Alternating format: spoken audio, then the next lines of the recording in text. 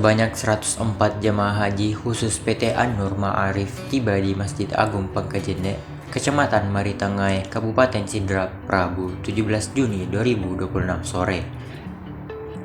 Kedatangan para tamu Allah tersebut disambut haru oleh keluarga yang sejak siang hari telah menunggu di halaman masjid. Suasana penuh kebahagiaan tak terbendung ketika satu persatu jemaah turun dari kendaraan dan bertemu kembali dengan orang-orang tercinta setelah menunaikan ibadah haji di Tanah Suci.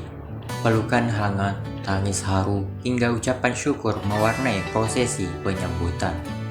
Sejumlah jemaah bahkan tak kuasa menahan air mata saat doa bersama dipanjatkan.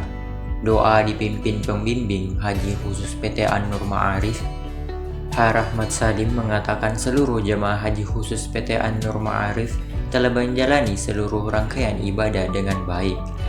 Menurutnya, selain melaksanakan rukun dan wajib haji, para jemaah juga merasakan pengalaman spiritual yang mendalam selama berada di Tanah Suci.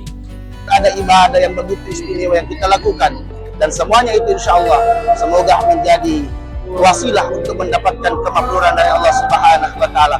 Ia bersyukur seluruh jemaah dapat kembali ke tanah air dengan selamat dan berharap nilai-nilai ibadah yang diperoleh selama berhaji dapat terus dijaga dalam kehidupan sehari-hari.